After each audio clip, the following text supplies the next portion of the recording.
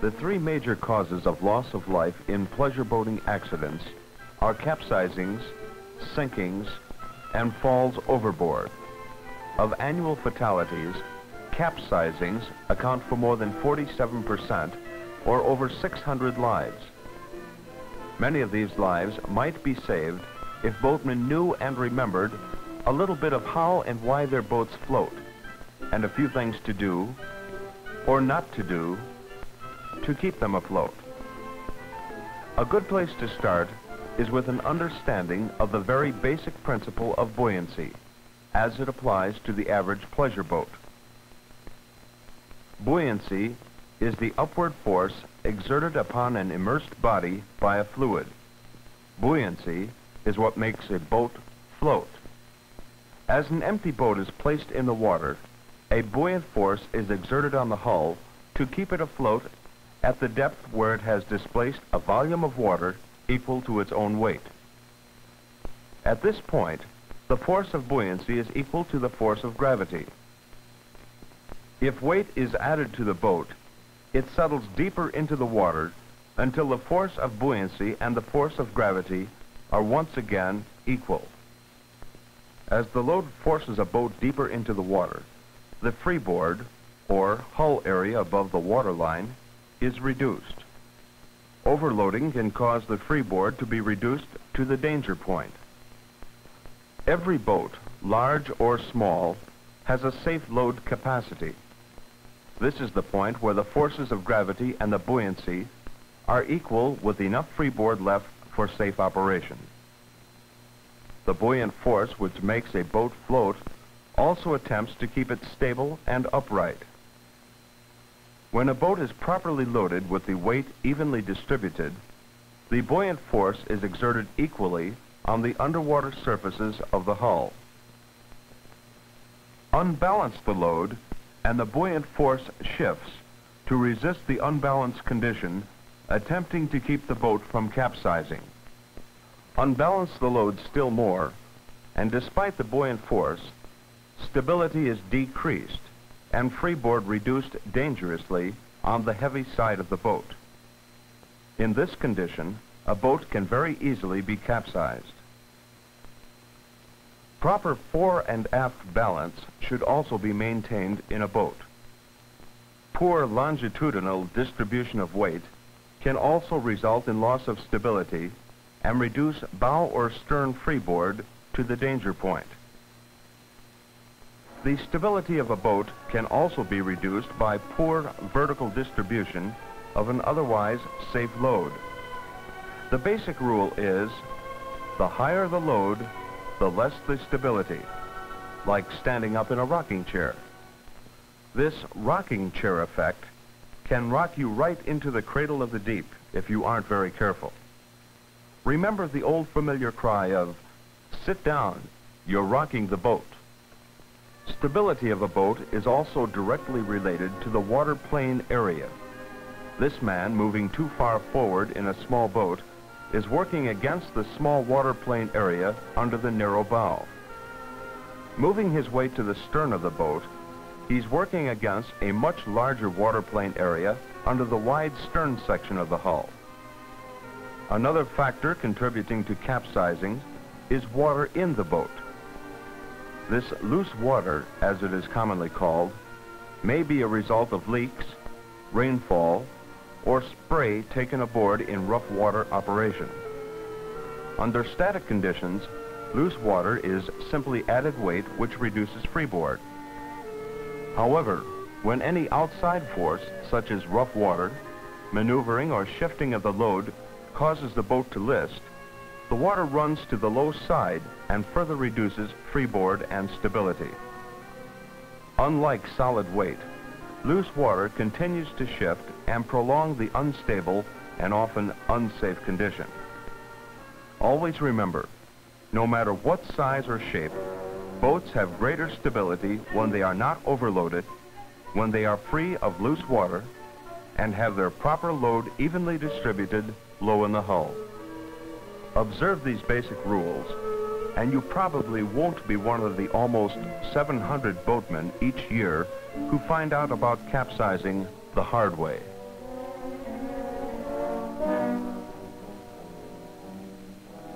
In addition to capsizings, sinkings cause a great loss of life in boating accidents. Average figures show that more than 100 lives are lost in this manner each year. Enough water to sink a boat may be taken aboard in many ways, most of which can be prevented by a safety-conscious boat operator.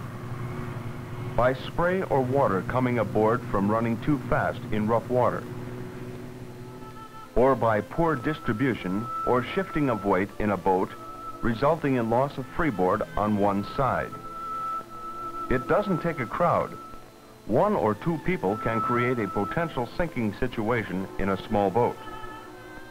Enough water to cause sinking can also be taken aboard through failure of the hull structure, by damage or deterioration, starting of a plank, holing, poor caulking, or unswelled planking.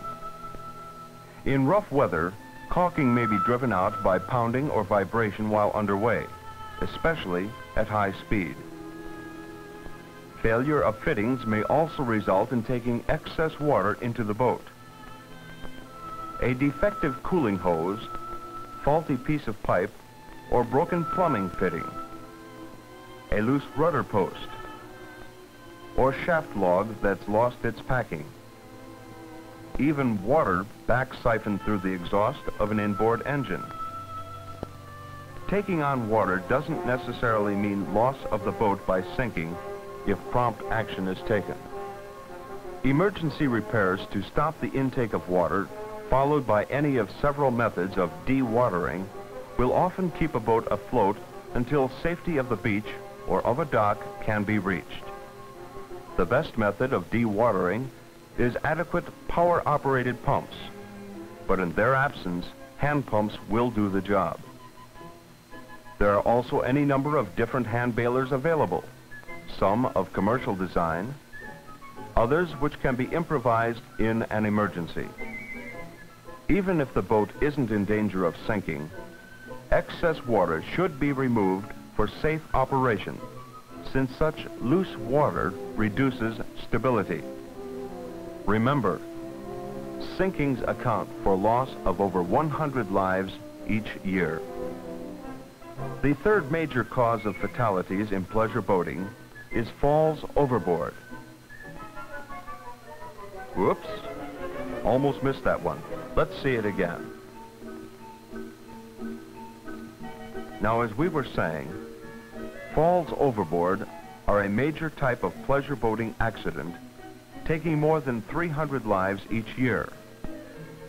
Over half of these falls are caused by loss of balance due to wave action, slippery decks, or unexpected moves of boat or other passengers, or any combination of these causes.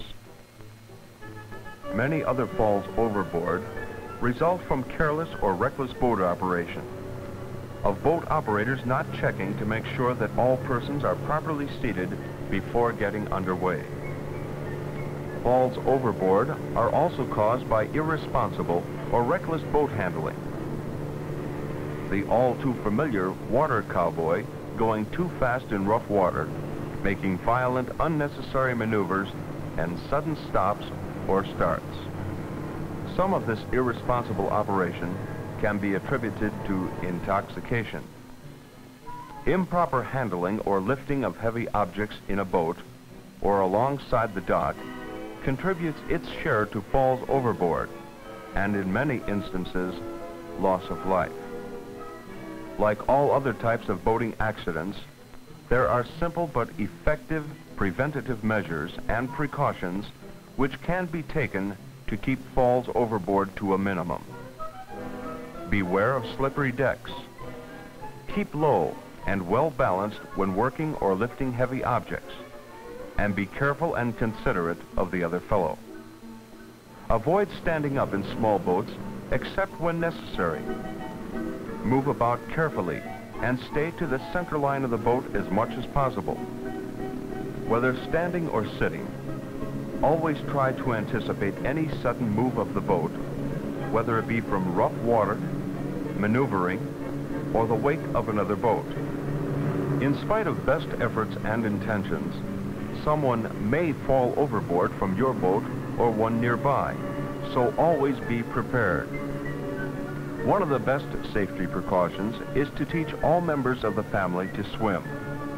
Swimming is not only fun, but provides an extra margin of safety, just in case. You may never need that extra margin of safety, or wind up like this, if you remember the fundamentals of how and why a boat floats, and some of the ways to keep it that way. The most basic of these fundamentals is the force of buoyancy, the force that keeps a boat afloat. Added weight forces a boat deeper into the water, reducing freeboard as it goes. Add enough weight, and you'll eventually sink, even if the weight is properly distributed. You can hasten the capsizing or sinking process by unequal distribution of weight. Uneven loading is dangerous, even if your boat is not overloaded. Remember, in rough water, excessive amounts of spray or water are easily taken aboard while underway, especially at high speeds.